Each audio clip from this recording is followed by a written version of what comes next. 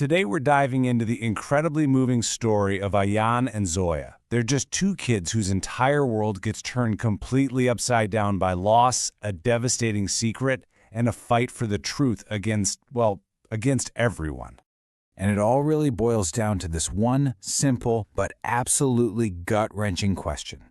It comes from 7-year-old Zoya, just moments after her father, Rahmat, tells her and her brother that he's getting remarried. Those words they hang in the air, filled with all the hope a child can have, but also this deep, deep fear of what's coming. To really get what that question means, you have to understand what their home was like.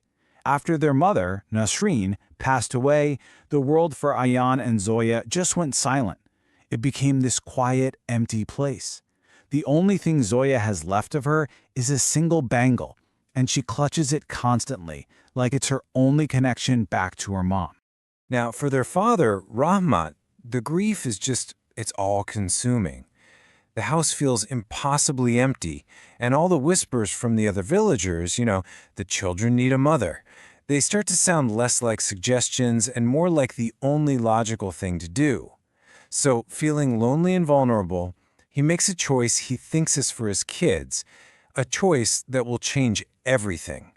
And just like that, Shabana enters their lives.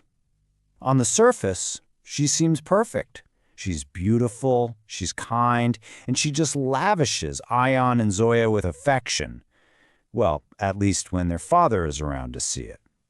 She makes all the right promises about being their new mother, but behind that gentle smile, she's hiding a secret that's about to tear their family apart. But of course, that perfect picture, it doesn't last long at all. The second Rahmat leaves for work every morning, the mask slips. And for Ayan and Zoya, their own home starts to feel more like a prison. And here you see it, the classic playbook of a manipulator. When Rahmat's there, Shabana is all sweetness and light, the patient stepmother. She masterfully twists things, painting the children as difficult, as dishonest, making herself look like the victim. But when they're alone, she's a completely different person. Ayan is forced to do chores, Zoya gets yelled at for nothing, and Rahmat, totally taken in by his new wife, he believes every single lie she tells him. But Ayan, he's watching. He starts noticing things that just don't feel right.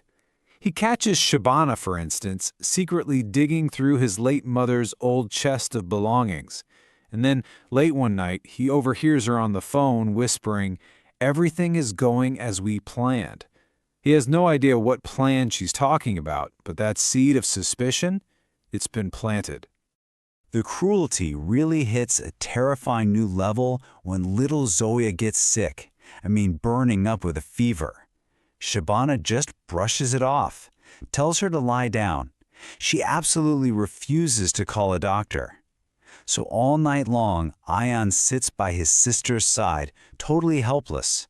And it's in that long, dark night that he realizes they are completely on their own. He can't be a kid anymore. He has to be her protector. And then comes the night that shatters it all.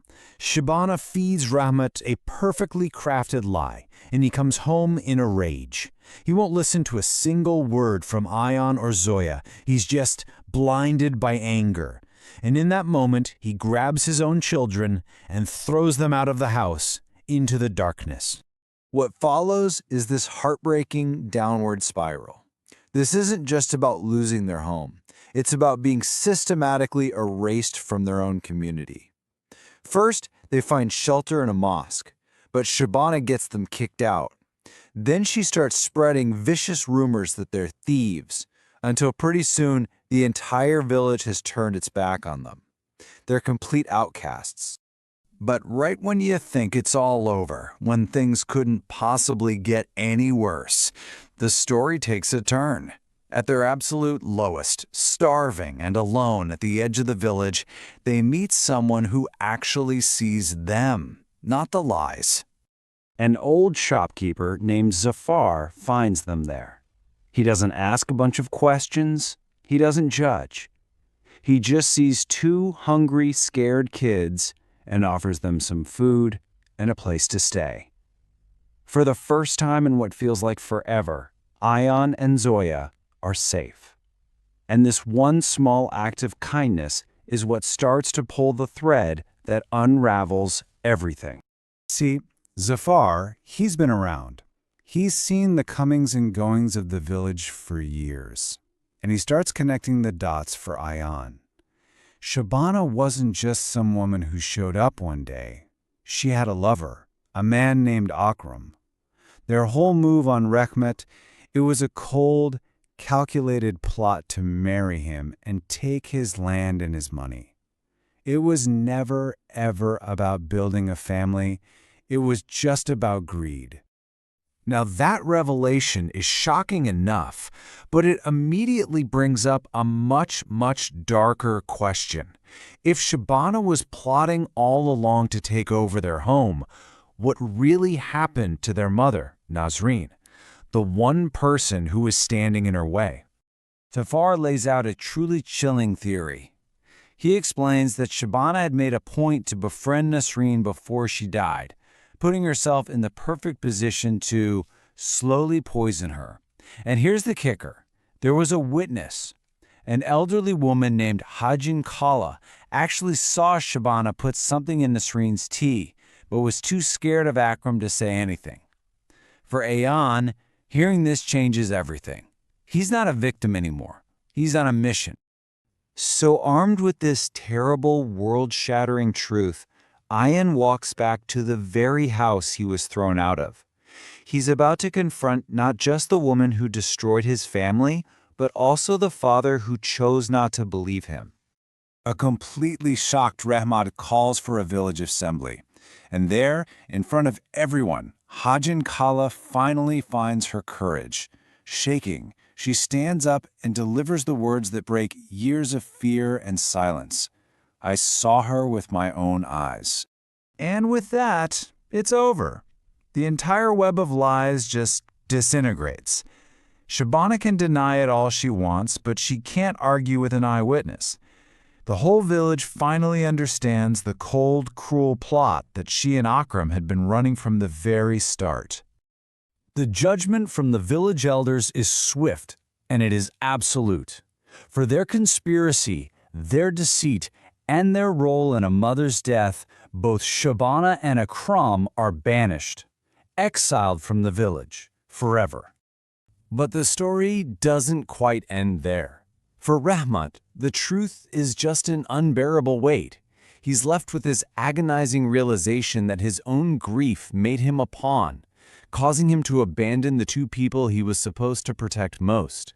And that's a shame, a regret he's going to have to live with for the rest of his life. And then, in the quiet that follows all the chaos, little Zoya uncurls her fist.